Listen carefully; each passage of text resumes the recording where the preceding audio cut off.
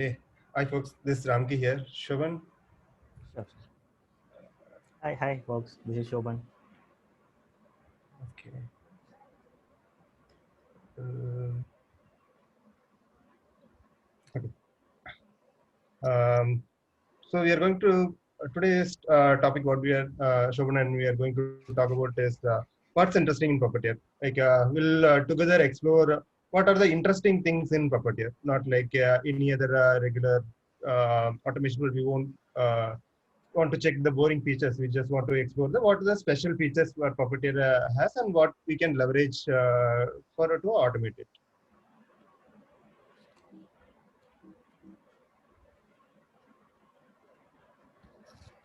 So before we start, for a few of us, it might be new that what is a Puppeteer, right?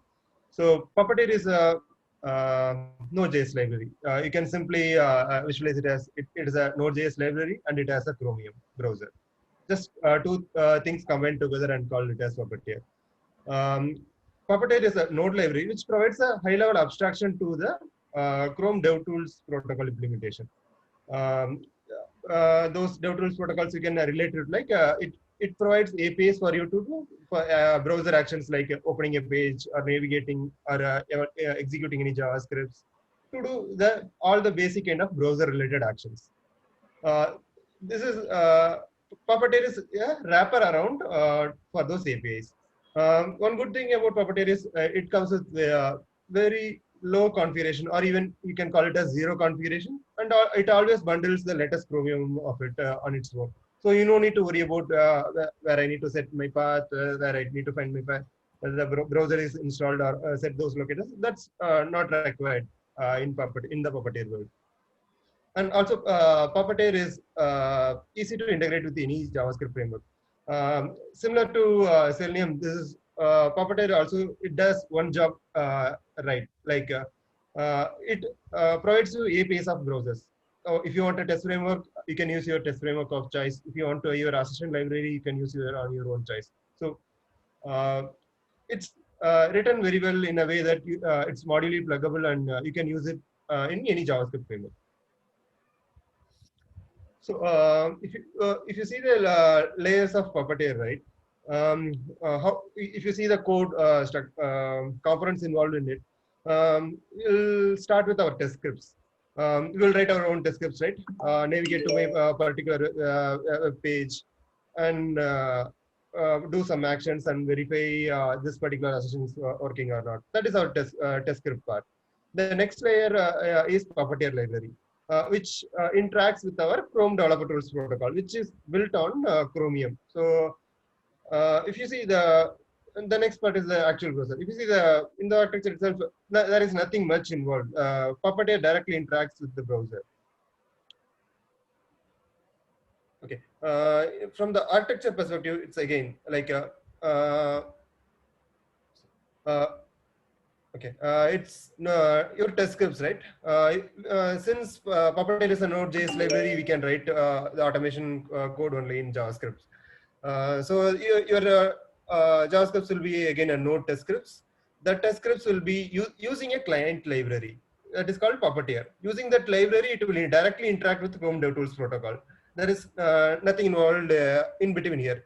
Just to for your understanding, we have showcased the diagram of the Selenium's architecture as well. Like in the Selenium, we may be using different tech and languages. Just for simplicity, we can consider we are again writing in Node.js test scripts, and then there is a Selenium library. You will be including it, and then we'll be interacting with the browser drivers. Like each browser will release their own browser drivers. We will be interacting with those browser drivers, and those browser drivers, which will in turn will talk to the actual browser using JSON wire protocol.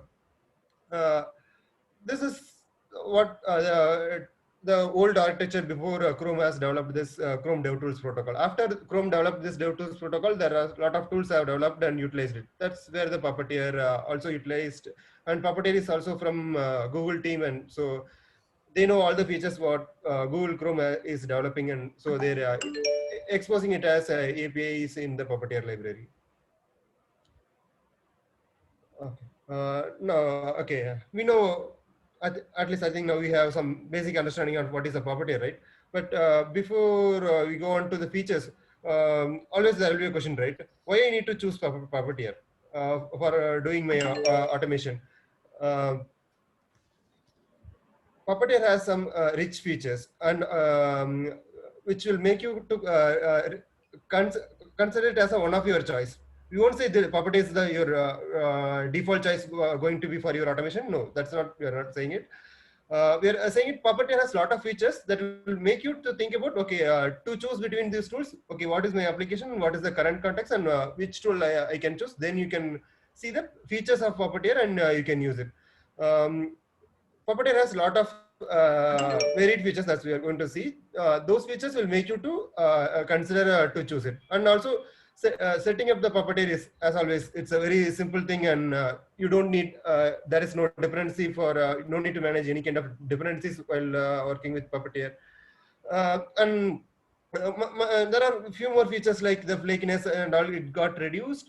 The reason being the Puppeteer is closer to your browser, and even Puppeteer is used in some other fields as well, not only for automation, even in doing for some server-side rendering as well, or web scraping as well. In server-side rendering means, for example, if you want to generate a PDF out of your site and give it to your user, or example, if you want to export a charting thing in the server-side and give it a PDF to your user, lot of projects have started adapting Puppeteer as a backend.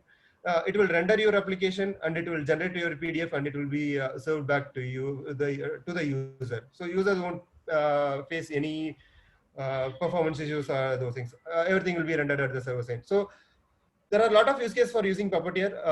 Today we will focus mostly on the automating and also the special features from the Puppeteer.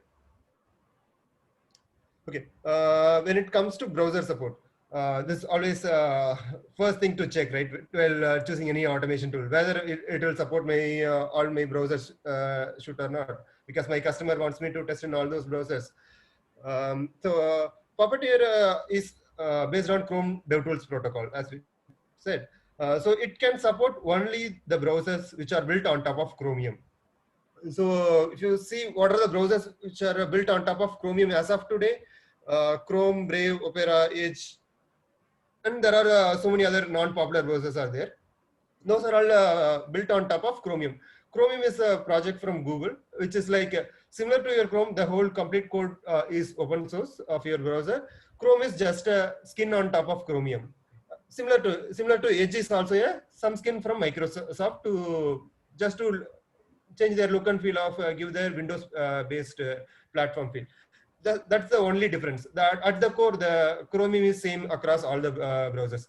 The version which each browser may use may vary, but at the end, the tech at the core is same. Nothing changes. When it comes to other browsers, right? Firefox is in beta support. Uh, Actually, Chrome team has started investing more time in developing those tools protocol in Firefox as well. I'm not. I won't say it is 100% yet ready yet. At least 60% of the APIs has been developed. All the APIs which are available in Chrome is now available. 60% is available in Firefox. So soon it will be available for Firefox as well. But unluckily, Safari don't have the support for it as of now, since it is also a closed source. Till Apple supports the DevTools protocol, Puppeteer won't be able to support Safari as of today. Yeah. So how to get started with Puppeteer? So what are the required things to start with Puppeteer? So it's very simple. So there are only two prerequisites are there. One is Node.js installed in your local system, because Puppeteer is a Node.js library, and Visual Studio Code or any IDE. So whatever you are comfortable, we can install the IDE and we can use it to automate Puppeteer. We'll quickly go and set up one sample project. So I'm making a one directory. So vodka, and I am I am navigating that. So I am initiating my Node.js project using npm init -y. So it will create a default Node.js package.json for me, and it will store all the information in it. And then, so how we can install the Puppeteer? It's a very simple command, npm install and Puppeteer. So it will install all the packages for Puppeteer into my Vodka 1 folder, and it will always download the Chromium with the latest version. So this is how we can avoid the third-party browser drivers dependency in your test frameworks. So this is installed very quickly.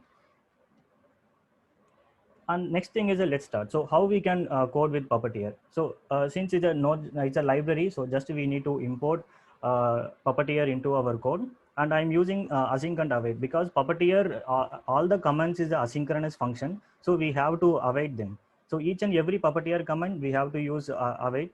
So I'm creating a async function, and I am calling the function inside my JS file. And the first thing I'm using Puppeteer.launch, which will help me to spin up the browser, Chromium browser. And then browser.close, it will help me to tear down the browser. Let's go and look so how it works, how we can create one sample code in it, and how we can execute, we'll see. So I'm opening up my Visual Code Studio. So as we see, I installed my Puppeteer, and I already initiated my Node.js project.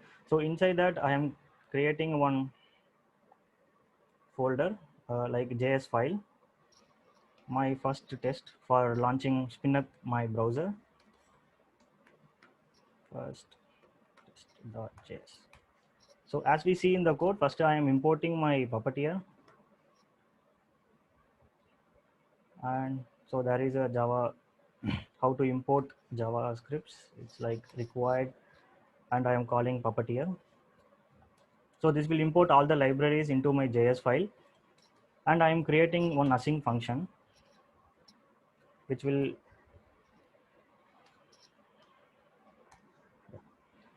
so I'm just calling it. So this is how I created one async function, and inside that I am going to write my Puppeteer scripts. So how we can write? Just first I want to launch my browser.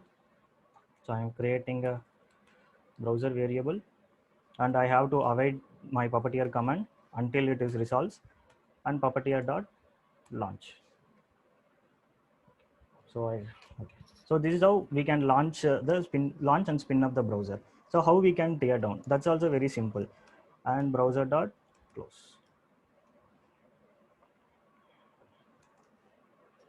Okay. So this is what this is what I'm going to do. I am spinning up a browser, and I am closing the browser.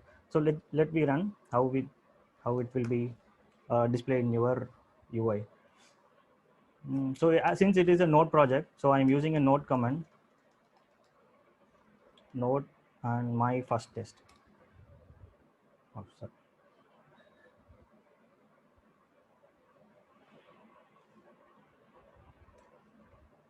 Okay.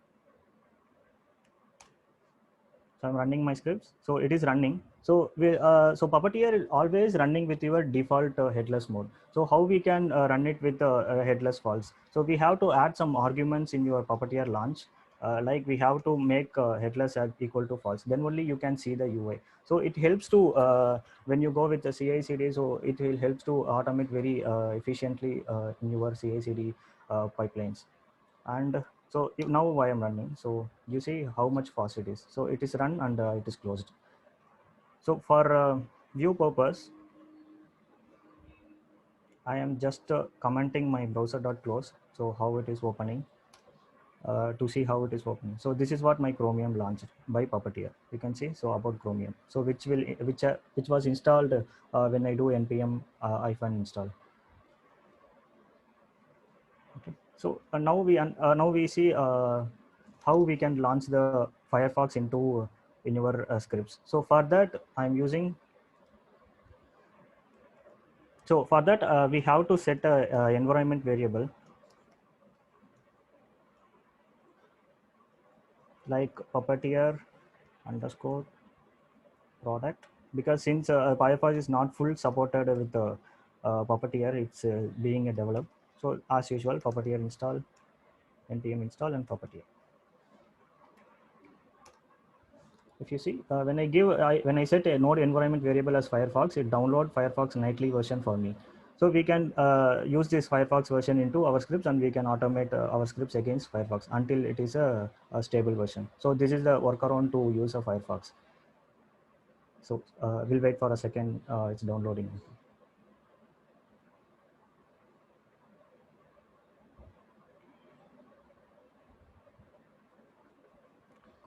Cool. It's downloaded. So Firefox nightly is added to my node modules. You can see it in your Puppeteer local.firefox. If we install the Chromium, it will be a local.chromium. So how we can use this into your scripts?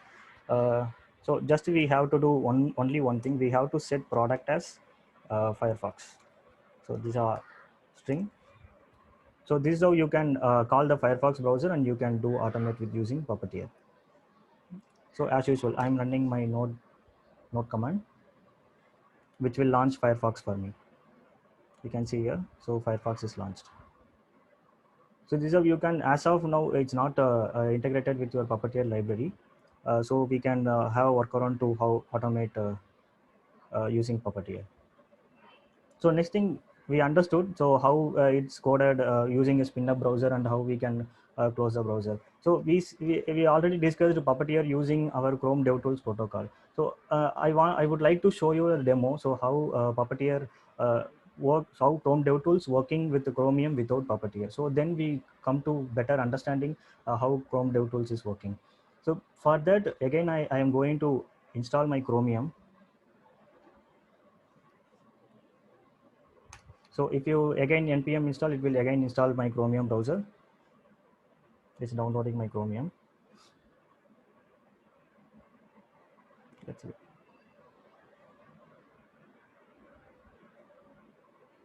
Oops, cool. It's downloaded. So when I refresh, you can see here .local Chromium is installed. So whenever it is installed, you can see here inside your inside the Mac OS, you can see the Chromium is installed here. So I'm using this chromium.exe for my demo purpose. Okay. So what I am going to do is, so just I am navigating the Chromium installed path, which is inside my Puppeteer and .local Chromium, and inside the Mac and contents.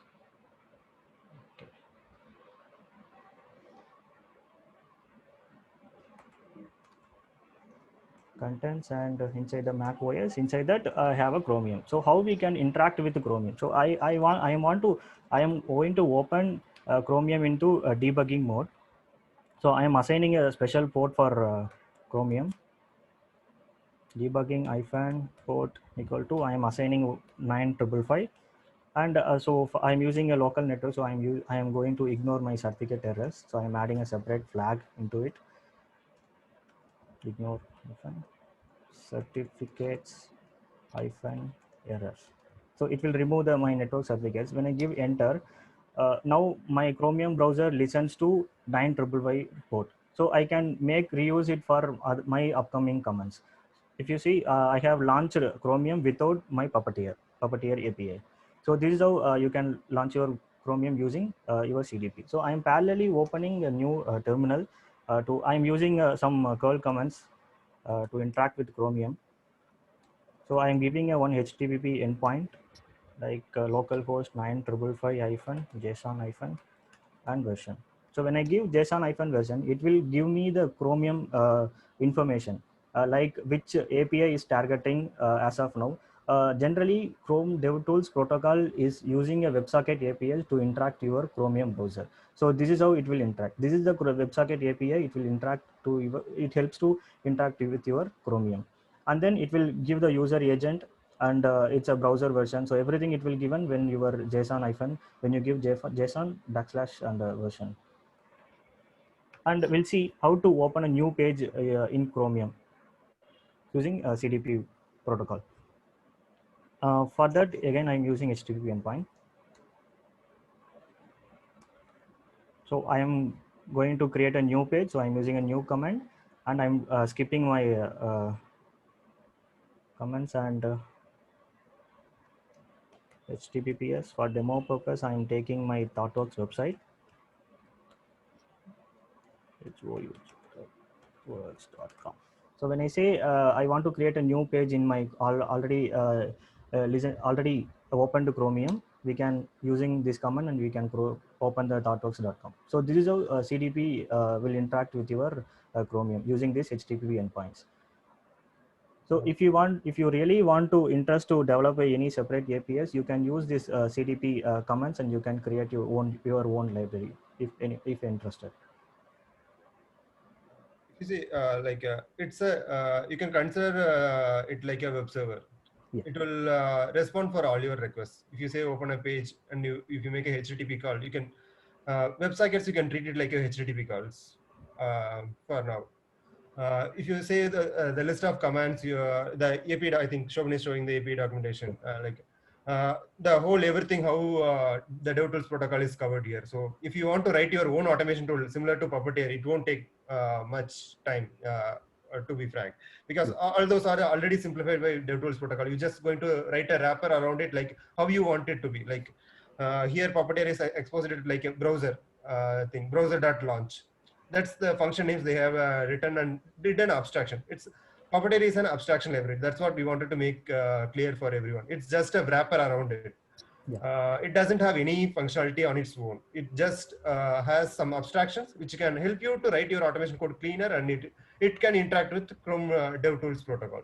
That's as simple as it is. Yeah, this is your Chrome DevTools protocol official website. So here you can see all the other APIs for how to interact with your Chromium browser. It is well maintained a document, so you can refer it and you can use it for your web automation. And then so we'll jump into a demo, and so we have listed some features which will make to test better your web application. So it is whatever we here mention the features, it is not a actual scenario, so it is a special features of your Puppeteer. We'll get into first thing, so flakiness. So it is a general common, right? So it's always a nightmare for your every UI automation framework. First we'll see how flakiness occurs in your web automation testing. First thing is a page not loaded properly within a respective time, so there will be a latency when the server is not responded your responses when it is requested, and the browser is still waiting for your responses. Some network issue, there will be some issue with your broadband connection, so that time we can face the flakiness. And browser not finished your page rendering, like UI contents are not loaded, or DOM structure and JavaScript functions are not loaded properly. So these are the reasons we will get flakiness. Apart from this, in your framework we'll write some explicit waits, right? So I have to wait these elements for 30 seconds or 35 seconds. Sometimes the page is not rendered the element with that particular 35 seconds. It loaded more than 35 seconds. That time also you will get a flakiness. So these are the reasons when you will get a flakiness in your web UI automation. So how Puppeteer is resolves it? Puppeteer is closely working with your Chromium browser, as we see in the previous demo. And Puppeteer knows the browser events which are completed, and which are the is in progress status, and when it is going to complete it. It will listen all the browser events, and once the browser events are completed, it will fire those events to your Puppeteer. So then Puppeteer knows, okay, the network actions and browser events are completed, then I can proceed with my further commands and scripts. So we'll go and write a simple code about what are the browser events to get better understanding. Again, so for that, I am going to install one more package, like one more. So I'm going to install my Mocha thing to better write for better code write. And let's see.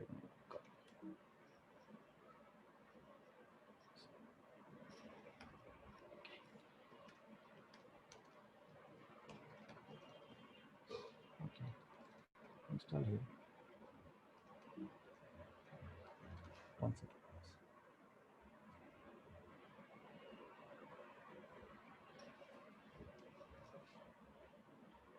Okay, so I'm installing my Mocha here. So Mocha is nothing but is a JavaScript framework which will write your code better. It will install Mocha for me. Okay. So now what I'm going to do is, so I'm creating one folder like my test. So inside that I'm going to create my flakiness file, JS file, flakiness.js. Okay. So what Mocha will do is it will write our scripts like scenarios and test base. And again, I'm going to import my library, which is Puppeteer, and I'm going to use the described and yet block for my scenario and test cases, test for flakiness. And inside that, I'm going to create a one more it block for my test case, flakiness for my ThoughtWorks website. For simplifying, I will consider CW website. And as we mentioned, all the Puppeteer commands are asynchronous, so I'm using async function here. Okay, so inside that, as usual, so I'm just to go and copy my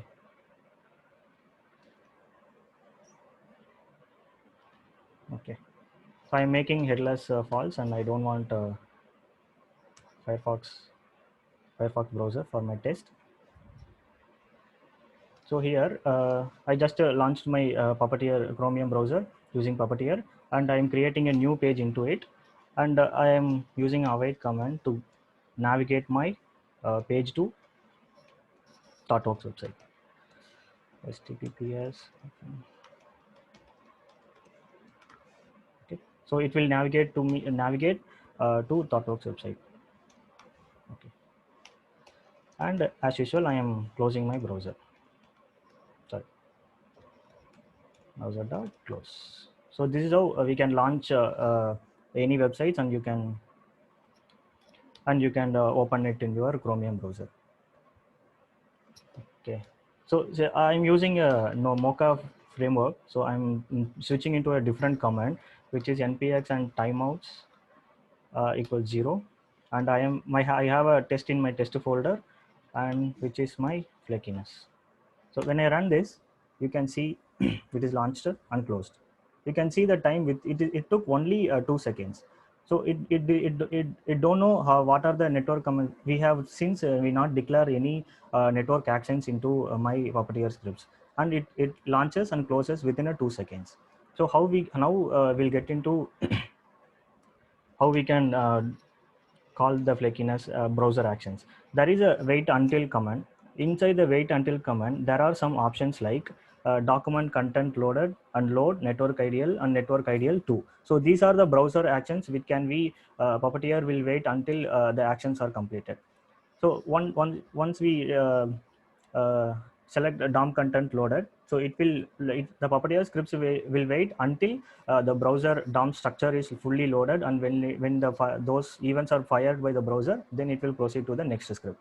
And then the load event will be wait until your page is loaded fully, your page is all the things are rendered properly, then it will go to your next comments. So network ideal is for example, I have a browser, there are many request which is triggered by the browser.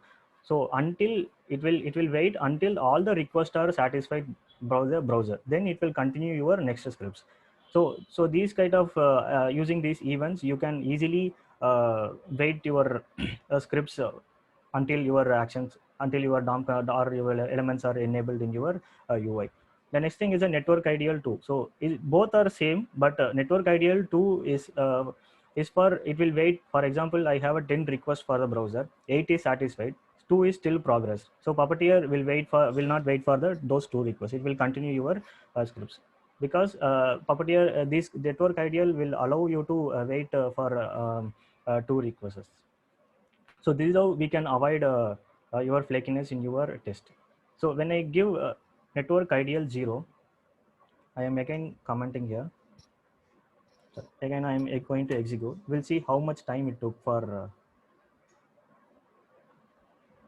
see. You can see the difference, right? So before when I give network ideal 0, it took only 2 seconds. So when I give network ideal 0, it took 5 seconds, because my website waited for all the requests to be completed. So when the requests are completed, always your web pages are loaded properly, and your all the elements are rendered in your UI, and all the elements are loaded, and page is loaded completely, and your DOM structure, everything is loaded completely. Then you can avoid your flakiness in your UI automation.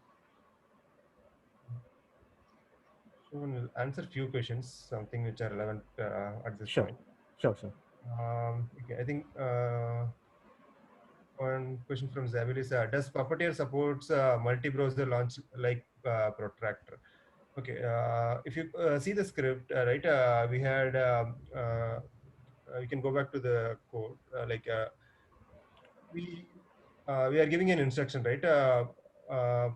Puppeteer.launch a headless browser. If you multiply this instruction, how many number of times you want, it will launch so many number of browsers for you. It's as simple as that. You just need to 5, 6, 7 line, right? You can duplicate it. Like first one, you can call it as some client session or user one, user two. You can name it however you want. You just need to have a how many number of variables you can create in JavaScript. You can create as many number of sessions, and if you have a hardware, that's it will be able to do. Hope that answers your question.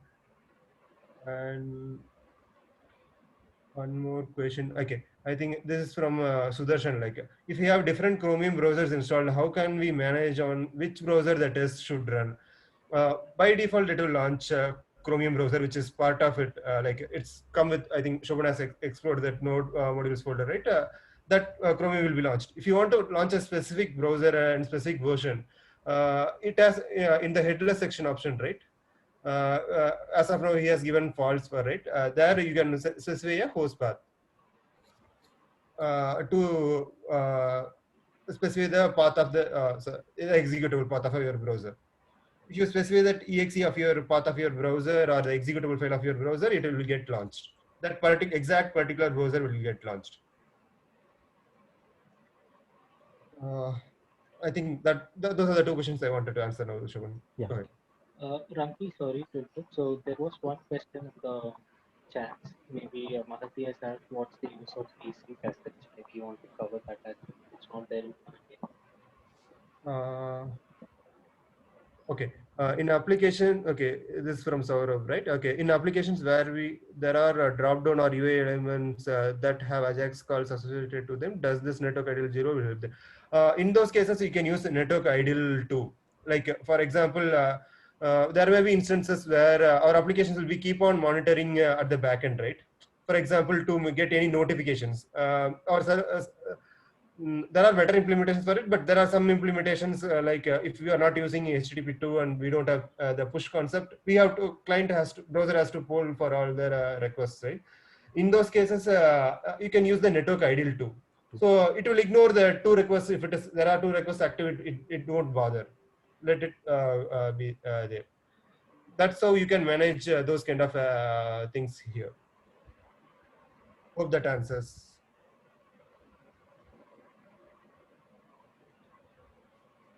Yeah, we'll move on to next if there is no questions. And next one is a device compatibility is a general thing for all your web testing, right? So when I say device compatibility, it should also be a responsive for your web application. Puppeteer is supporting two ways. So one is we can set manually a screen resolution, and also we can simulate the mobile devices. Puppeteer has a default predefined mobile devices in your node library. I will show you the later, and also we can set your manually the screen resolution. This is how we can simulate your screen resolutions and your mobile devices for web testing. We'll quickly go and write a simple code for that, how it works. Device, I name it as a device compatibility. That's it. So I just want to copy and paste it. So I'm changing my test for devices.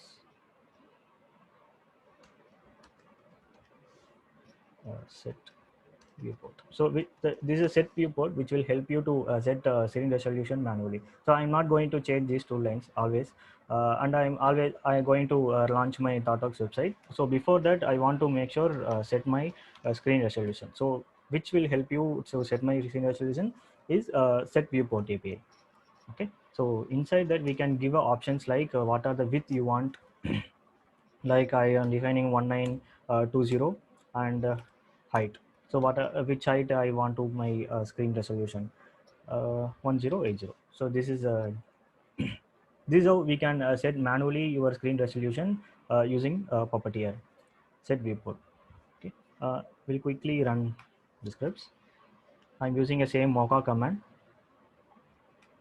and using device compatibility test.js. If you see my screen resolution set for 1920 1080. Okay,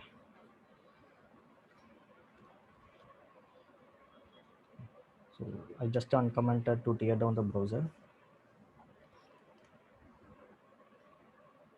You can see, right? My screen is set to 1920 and 1080 resolution. So this is how you can simulate your screen resolutions. And the next thing is how to simulate your mobile devices. Okay, so quickly I am creating a one more scripts. So I'm going to simulate my ThoughtWorks website for iPhone X. Okay, for that I'm going to use emulate API to simulate my mobile device. So how it will work? It will ask me to give a which device you want to automate. We have some predefined devices here, which is I am choosing my iPhone X. So this is very simple to simulate your scripts using iPhone X. So Puppeteer also supporting for landscape. How I am writing one more scripts for iPhone X landscape. I'm just we can call landscape. Okay, so this is how we can simulate your mobile devices using Puppeteer. Uh, Puppeteer. And so before running, so I would like to show you where the predefined scripts are stored in your Node.js library. So you can go to your Puppeteer folder, and inside live you can see CJS. Inside the Puppeteer there will be a common scripts are there. So inside that you can go to your devices description list. So here all the required devices are mentioned here with the viewport, what are the height for that BlackBerry playbook. And so you can see here like many mobile devices are already predefined here. So we can reuse with the emulate API. So I have choose iPhone, right? So here it's I set for set viewport for iPhone 4, and this is for a landscape. So this is how we can call your predefined mobile devices into your scripts. Okay, and also Puppeteer is supporting one more option like slow mo, because I want to show you in the UI. Whatever time we have mentioned here, I want to wait each and every command with the 5 seconds. Okay, so this slow mo option will help us to wait to debug your UI when the Puppeteer scripts are running in your browser. And I will add here slow mo equal to 500. Now we'll see how it is runs. Okay, here we go. So now my first test is 1080, 1920 and 1080. My next script is for iPhone X. I have given 5 seconds to slow down my scripts. Then only I can debug my scripts. And then this is for your iPhone X landscape. This is your iPhone X landscape. So this is how you can simulate your mobile devices using your Puppeteer API. Hope you got an idea how we can do a device compatibility testing. Yeah. We'll move on to the next thing. So mocks and stubs. Puppeteer is supporting mocks and stubs in a different way. So like Puppeteer, for some time, so you can intercept your request from the browser itself or you can send the mock responses instead of your actual responses. To better understanding, I have one architecture here. There is a one browser which has JPEG image, and there is a server. So whenever the browser requests your API for JPEG, it will directly go to your server, and the server will respond you for the API, and the browser will get the responses. So for sometimes whenever your backend is down, so that time we have a downtime, right? So sometimes we are blocked to execute our test scripts. So how we can use to send a mock response. Now let me introduce a Puppeteer here. So what Puppeteer helps here, whenever a browser sends the request, either Puppeteer drop the request here from the browser, or it will send the mock response to the browser. Now the JPEG API will not communicate to your server, and it will not give a response from the server. So Puppeteer will handle those kind of situations using your Chrome DevTools protocol. Yeah, for better understanding, it will either drop the request or it will send the mock responses. We'll jump into code, so how it is working for for this demo purpose. So we have already written some code here.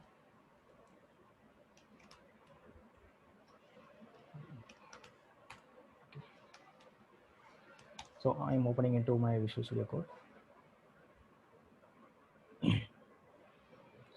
So I have already I have written some uh,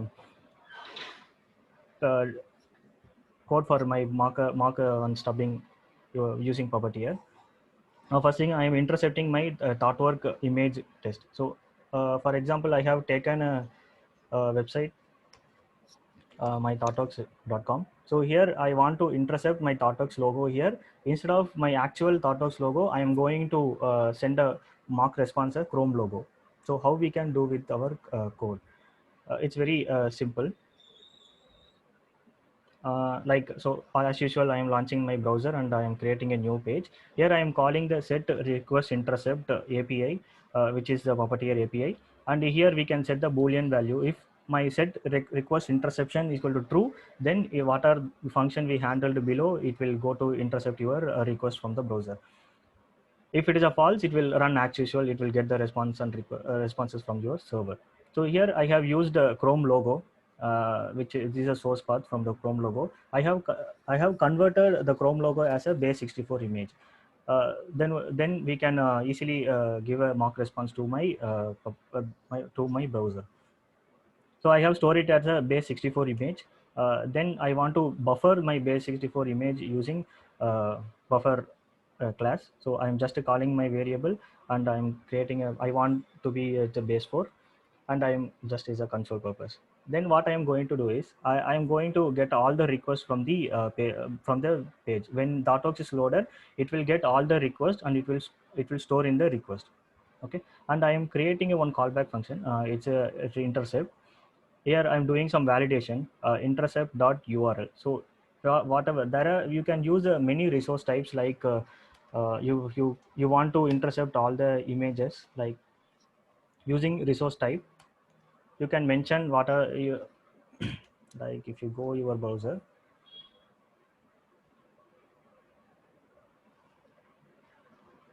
if you inspect, there will be a network tab. So there are many resource types are available in your network tab.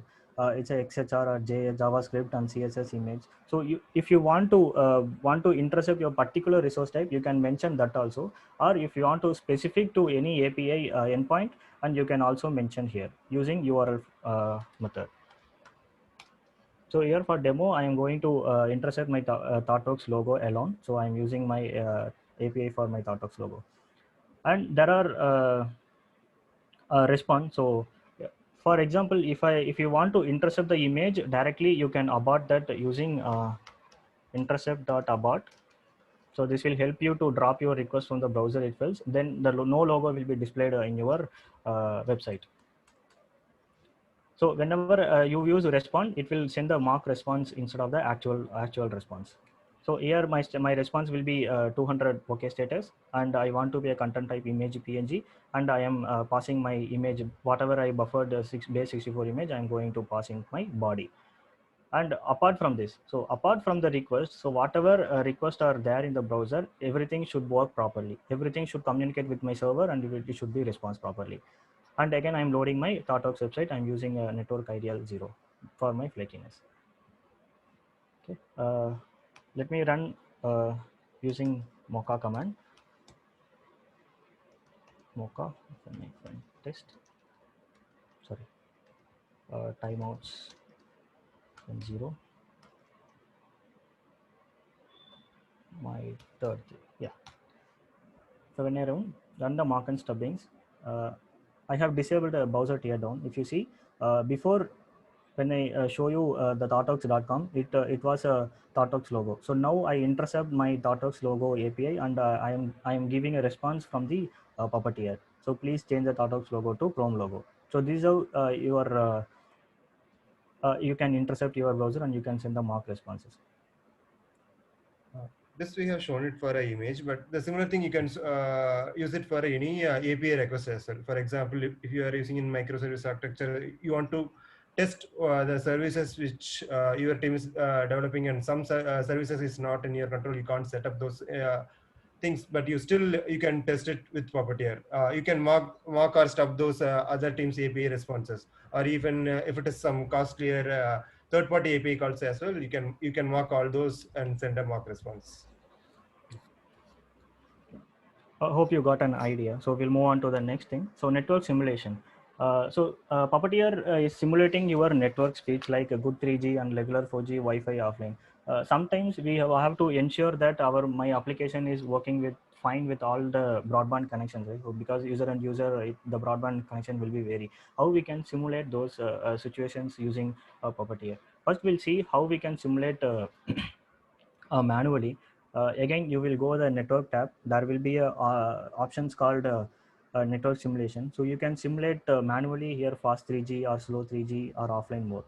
Okay, so when I say offline mode, for some set of example, for there are websites which can when the user disconnected the network, or unfortunately the network is not responded, that time there will be an alert message, right? So please reconnect your connection.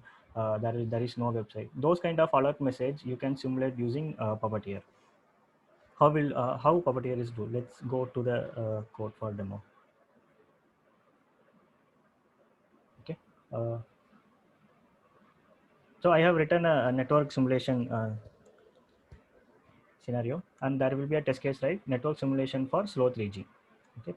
The first two lines are already a default thing. So for simulating my network, I want to create my CDP session, which is nothing but Chrome Developer Protocol session, because it will interact more. It will interact my network tab, and I'm creating a one object like slow 3G. So inside that I am defining my options. So my options will be offline should be false, and download throughput and upload throughput. So each broadband has a download different speeds in download and different speeds in upload, right? So I'm defining manually. I want 50 MB to download, and I want upload speed will be 50 MB. So this is how we can simulate the slow 3G. If there is a fast 3G, we can change it to 100 MB, so 100 or 1000 MB. So whatever the required network speed, we can change it here. And I want to be a latency to be very low. So I want 2 seconds latency from the server. So Puppeteer will helps that way we can simulate your network emulation to automate your network speeds. Then I am sending a network to be enabled, and I'm using emulate network condition, the API, and I am passing my options to emulate network condition. So which will send these options to my create Chrome developer protocol, and it will close, and it will launch the ThoughtWorks website, and it will close website for me. So once your options are defined, you can run your scripts against these options. Then you can simulate your network simulations. And next test we have written like a CPU load simulation for lower end devices. So when I say lower end devices, we have a different CPU capacity for desktop applications and mobile devices, right? So when we load a application in mobile devices, it has a different CPU capacity. So that time, how we can simulate those scenarios using Puppeteer. For example, I have an application. It is working fine in my desktop and laptops. So when I load the application in mobile, so it is not behaving properly. So this also is in the web testing. This will help to create your website, create you to test a website more efficiently. So we'll see the code how we can simulate CPU load. Again, I am defining my default 2 lines, and I'm creating again a CDP session. I'm enabling my network. So I would like to show you how we can do it in manually. So if you go the performance tab, there will be a network throttling is enabled. So I'm enabled already. Here you can see there will be a fast 3G, and we can set CPU 4x slowdown. So when I say CPU throttling rate will be a 4x, it will slow down my website than actual. Four times slow down my website than actual. So this is how you can simulate manually. Then how will Puppeteer will help us? So it's very simple. We can using the set API throttling rate. Throttling rate API, we can set the rate of your CPU throttling. So I have already defined my CPU throttling rate should be 4. So it will slow down my website 4 times slower than actual. This is how you can simulate your CPU load for your website. So next thing is a offline mode. So as we discussed, when you will use like whenever your network are disconnected.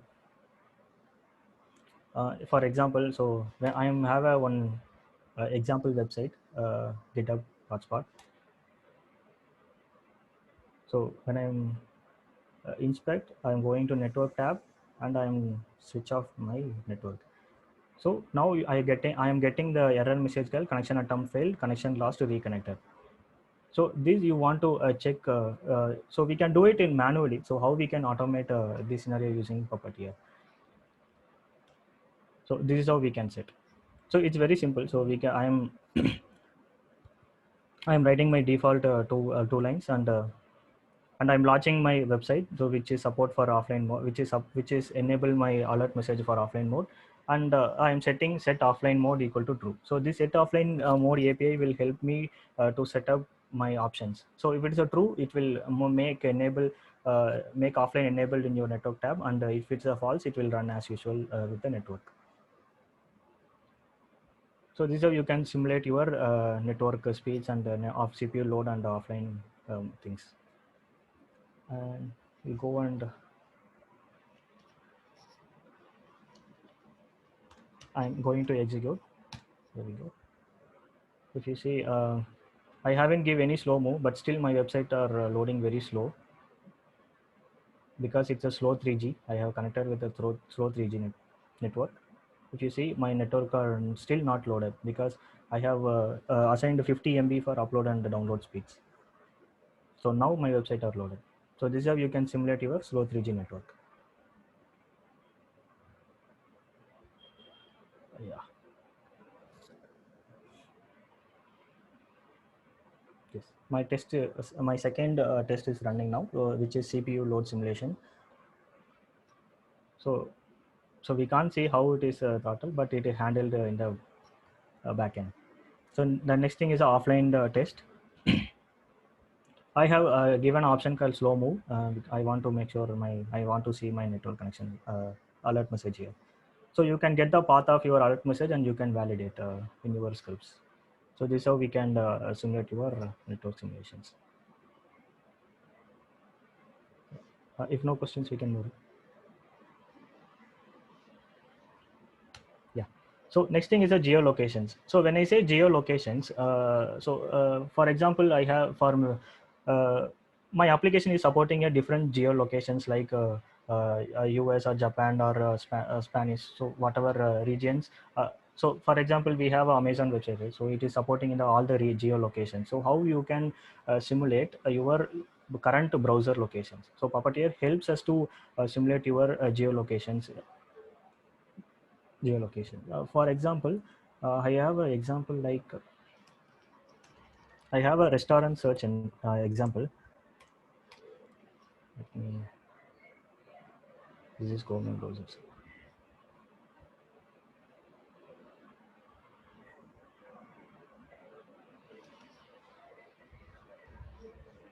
So this is my demo website, location.dennis restaurant. So here I have a requirement called get the current location and display current location restaurants here. So when I give this option, so it is not listing the restaurants for me because this application is hosted in US region. How we can test this how we can test the get current location functionality? So when I click current location, it is telling me there are no restaurant in Coimbatore. Dennis doesn't have a restaurants in Coimbatore. So my browser location I have set up in the Coimbatore. So how we can override my geolocation and how we can automate these kind of scenarios. For example, I am taking a Chicago as a location. Just I am validating whether my whether Dennis has restaurant in my Chicago location. Yes, it has. So we can consider taking a Chicago location for our demo, and we can see how we can uh, simulate this scenario. I have written set geolocation as a Chicago.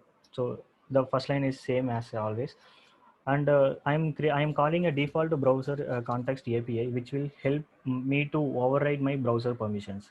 And I'm creating a context variable for my default browser context. So I'm overriding my permission for geolocation for my browser. So whenever I'm telling the browser, hey, Chromium, so whenever the location Dennis is loaded, please allow me to override the geolocation for me. So this is what these two lines are represents. And again, I'm creating a new page for created default browser context. And I'm setting up my setting my location for Chicago. So set geolocation API will help me to set location with the help of latitude and longitude. So this is how we can set the location. And the second thing is we can as usual, I'm navigating to my restaurant, and I am so I'm clicking the current location button. So already the path is taken here. So I'm uncommenting my browser. I'm tear down the browser for viewing for view demo purpose. Okay, and here, okay. Okay. So I'm going to execute my fifth geolocation. My script is launched. So I launched the Denny's restaurant website. When I click get current location, uh, so now it is listed on my restaurant, right? So based on this, you can validate your table in the list and map, and whatever you have want to do validates, and you can validate. In UR also you can see, right? So whatever I set latitude and longitude for Chicago location, you can see here.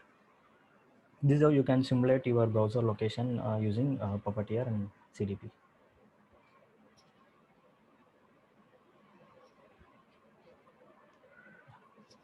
And next thing, accessibility. So accessibility is Shobin, sorry to interrupt. A quick time check.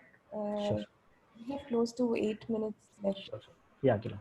We'll move on. Yeah, guys. So accessibility is nothing but so it helps to verifying user accessibility features. Yeah, Puppeteer also supporting that, and basically accessibility used for the user. You have disability, and it helps to for the third-party tools like the readability tools. So how Puppeteer will helps to test the accessibility.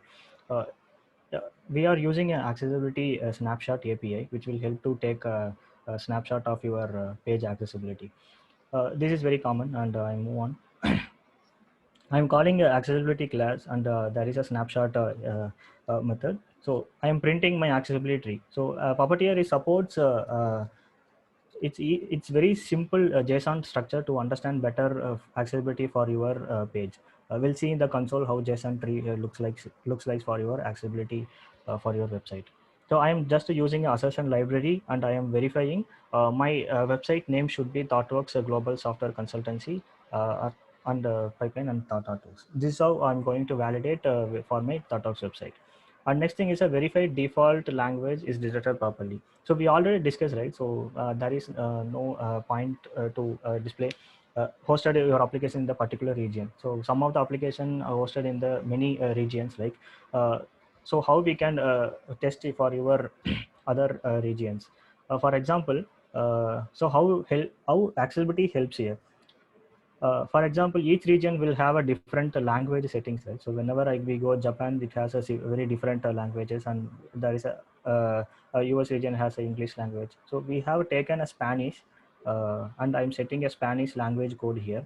I'm setting up extra HTTP headers to my browser. Hey, please accept Spanish and change my website to Spanish. So this is how you can simulate your default language using Puppeteer. And I'm launching a Google website for easy understanding, and using my network ideal, I'm avoiding my flakiness.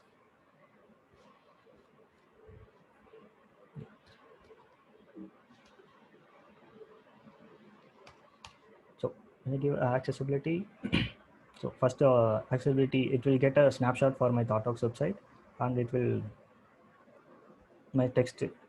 If you see, my Google page is now changed to a Spanish. So there is a Spanish test. So like these like this, you can simulate your accessibility testing for your different language sets. Yeah, so here this is how the accessibility page snapshot will look like. So there will be a role, and this is what I validated in my scripts. The name should be ThoughtWorks Global Access, and you can have a different role for each and every element. So using this JSON tree, you can validate your accessibility testing using Puppeteer.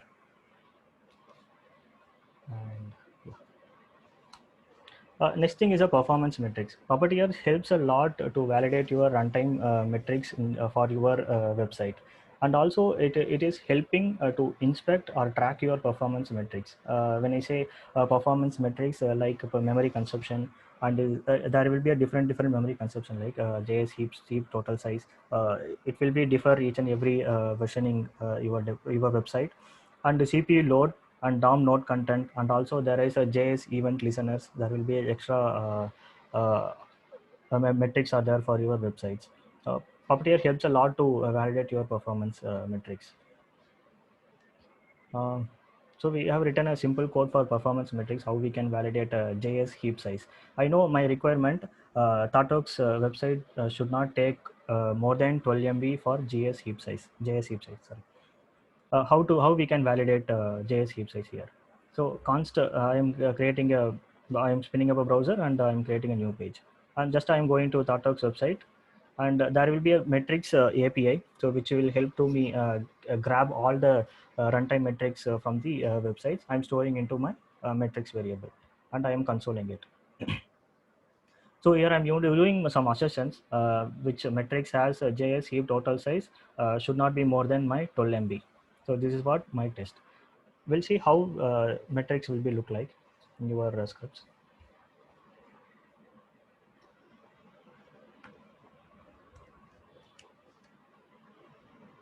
So I'm running the performance test scripts metrics. So I am launching it is a headless mode. So this is how your performance metrics will look like for your web application.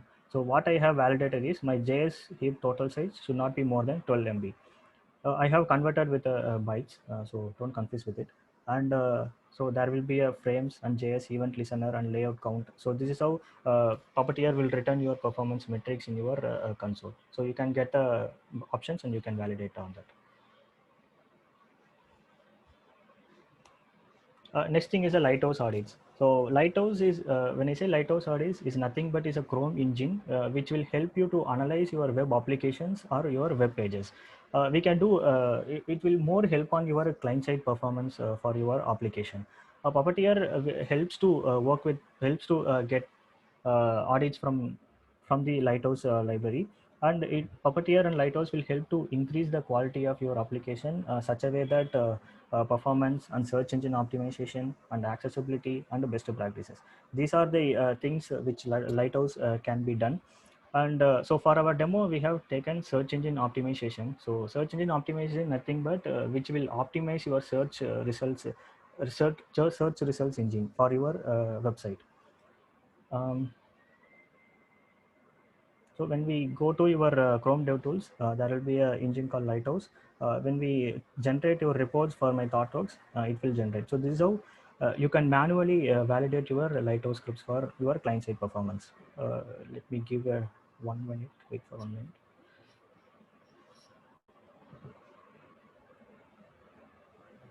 Meanwhile, you can show the demo and then we can come back. Sure. Yeah. So this is what my Lighthouse script. So only condition is, so I want make sure so I am creating a Puppeteer in a separate port called 8042. I'm telling Puppeteer, I'm telling a Lighthouse, hey Lighthouse, my Puppeteer scripts are running this port. Please listen this port and give me a results, Lighthouse results. So this is what I written here.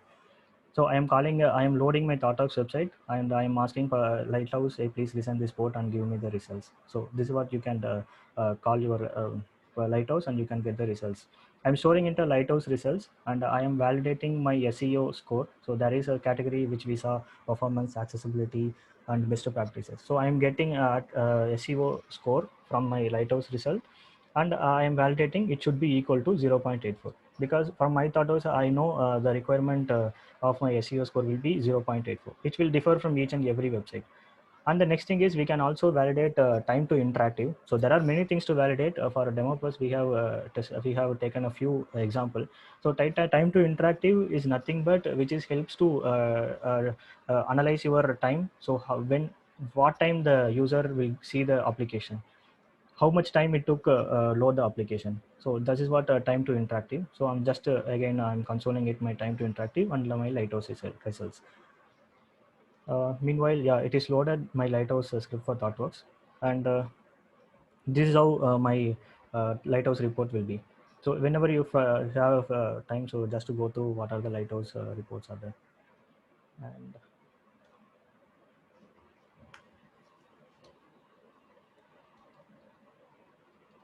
okay. Oh, sorry.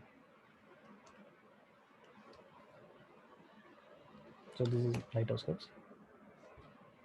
So it's loading my application in a different format, devices and offline mode. Everything will be validated by Lighthouse. Now it is in device.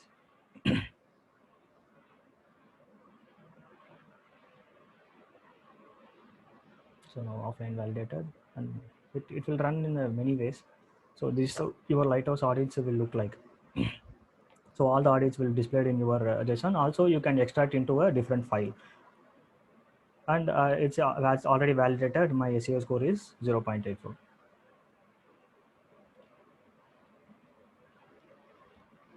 And so next thing is a progressive web apps. So what is progressive web apps? Progressive web apps is developed to work in all different platforms, and it has a special functions called it can be installable in your desktop Chromium apps folder, and also it will supports in offline mode when the network is disconnected. Some of the contents is displayed in the progressive web apps, and it will support a push notification and device hardware access. The progressive web apps is just to creating a new user experience for the users. And most common thing which is supports for progressive web apps is the service workers. If you get a time, so please go through what is service worker, how it is helps to for your progressive web apps. Service worker is nothing but which will catch your server response into your network tab, and whenever your application goes offline, or whenever the service worker want to respond, it will respond your request to your browser.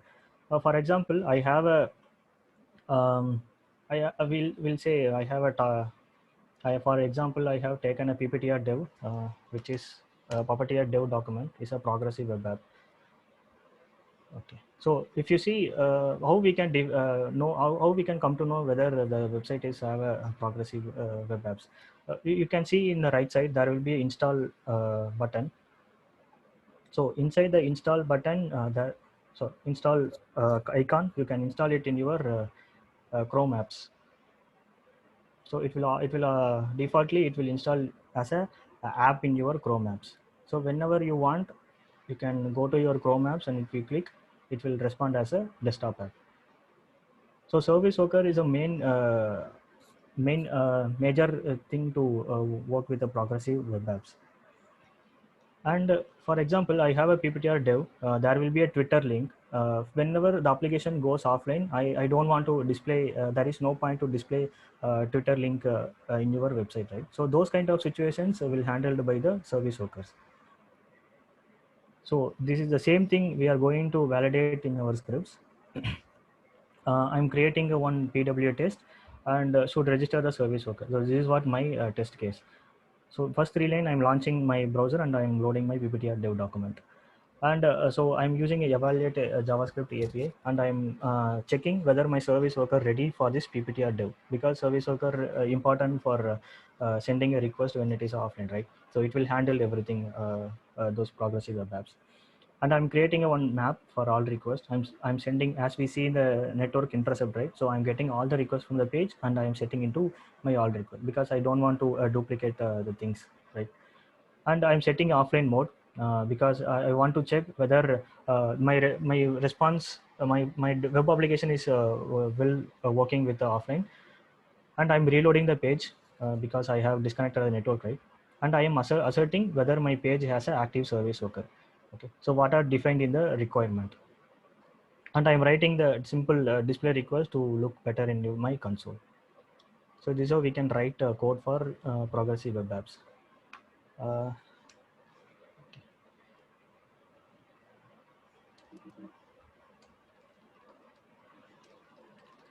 which is 10, right? Yeah. So I have run with my PPTR dev, and it's done, right? So yeah, if you see my progressive web app test completed, whatever you are seeing here tick mark, it is handled by the service worker. Whatever given in the cross icon, it is not handled by the service worker, because there is no point of displaying the GitHub URL when it is offline, right? When if it is a user clicks, it is go to the telling like it is your application is offline, right? So using this display console, you can check whether it is matches your requirement, or if it is not, you can report to developer and to fix it. And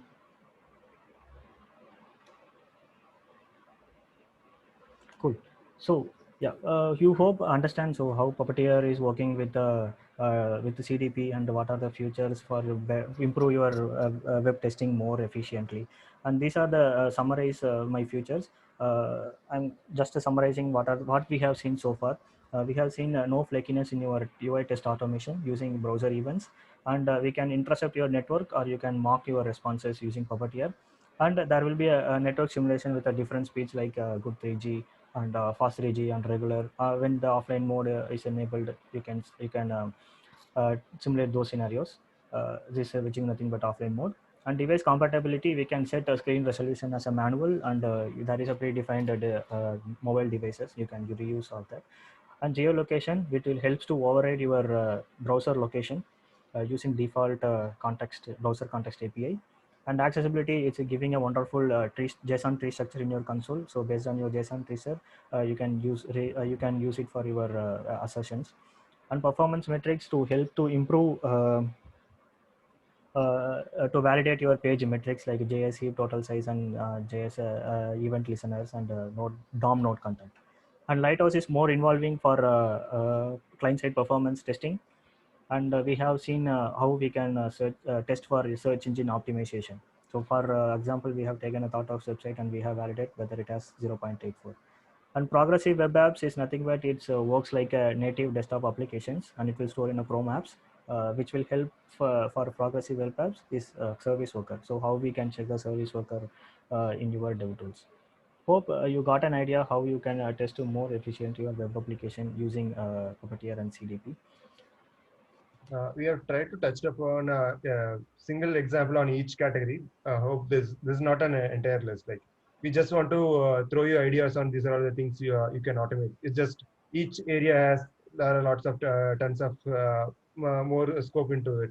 So we try to cover one example in all those areas. Yeah. Move on to next slide. So community supports. Yeah, Puppeteer is have an official GitHub website, so you can go through Puppeteer website, and there will be more than 2,700 Slack members are there to support for your for Puppeteer developing a Puppeteer scripts, and 100 plus community contribution who contributed to develop a Puppeteer APIs and using CDP. And similar tools are there which will well supported for CDP as well. There is a Cypress which is support for CDP, and Tyco is Tatox products which also supports for a Chrome DevTools protocol. And WebDriver Auto latestly launched to interact with the Chrome DevTools protocol. And the Selenium which also supports Chrome DevTools protocol, but it's in the alpha stage. It is not in a big stable version. Yeah. Any questions and answers? Uh, yes, I'll read out the questions. Okay, I think the first question is type whether we have Puppeteer have TypeScript support or not. Is there a types Puppeteer?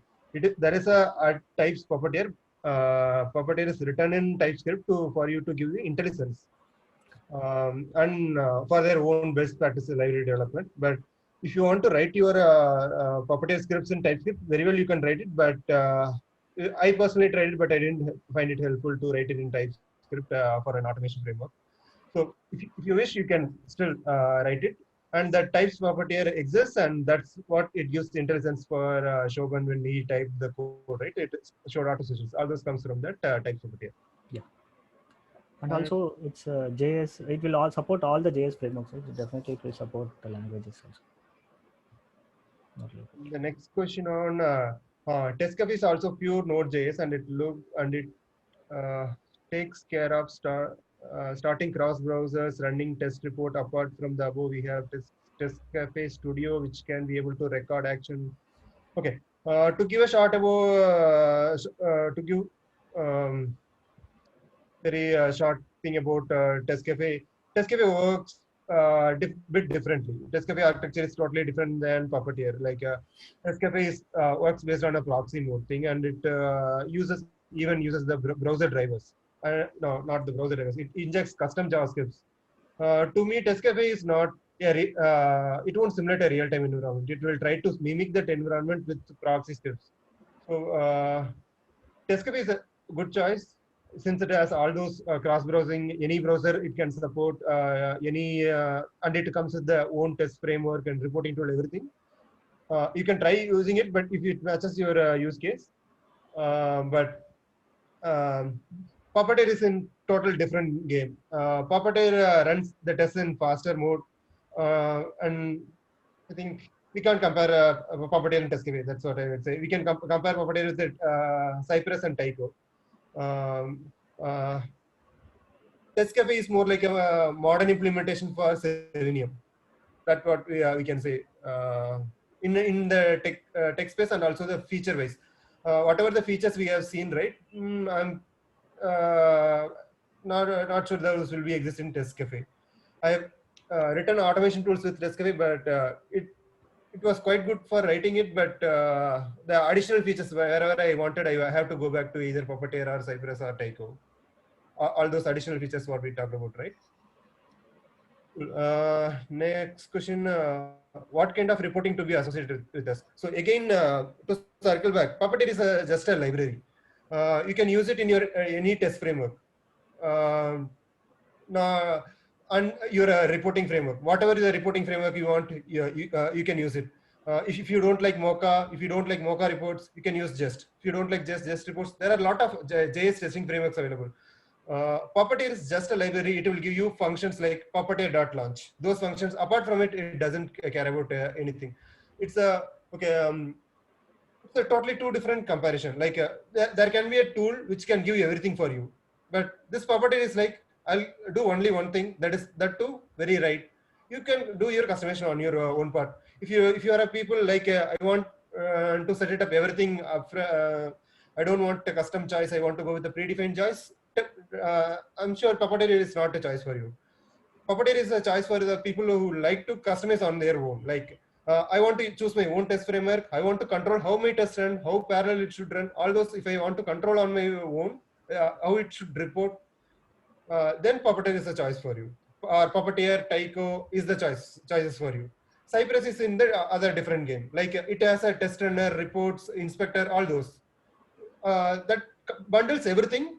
You just need to have use one tool. But Puppeteer and Tycho are different. Like you need to, it just does the one thing, browser automation, right? And you can use any of the framework, whatever you want. Hope that answers. I think there are a lot of questions around it. For some I answered in the thing, but I think I covered the overall architecture for it.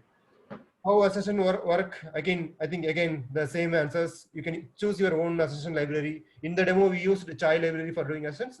Any JavaScript accession library you can use. Will the demo code be available on GitHub for future? Shobhan, you can move to the next slide. Sure. You can follow us on these pages. All those codes, right? It's even before this session, it was always available on the public online. You can check our GitHub profiles there. You can find all those codes. And is it similar to Cypress or WebDriver IO, which available in Node.js library? Cypress is also implemented based on CDP. Yes, it is. Puppeteer is similar to Cypress, but Cypress has a lot of things in its plate. But Puppeteer has only one simple thing, doing browser automation. Cypress has everything for you. To be put it simple. WebDriver IO module, which is available in Node library. WebDriver IO is also a different, actually a different game, and they are trying to enter CDP space. WebDriver IO is actually, they started it for Selenium. Now they're trying to integrate CDP as well. I'm not sure how this going to work together well, but that's also one option. WebDriver IO library you can think of. The thought here was we don't want to promote Puppeteer here. We wanted to promote the thought of using this additional non-functional testing, right? All those non-functional testing you can automate. Even now, right? Even you can use your existing library, functional testing libraries as it is, and you can start using any one of these tools, which works based on CDP. Most probably they will support all the features what we talked about. You can write all those non-functional automation tests in a separate framework as well. That's also an option to start. Hope I answered your questions. Okay. Sorry for folks. Sorry for the next session, folks. To take your time. Yeah. Yeah. Thank you, guys. Thanks for your patience. So you can follow up on GitHub and Twitter and LinkedIn. So this is our official websites also. Thank you, guys. We'll move on. Thanks, Ravi and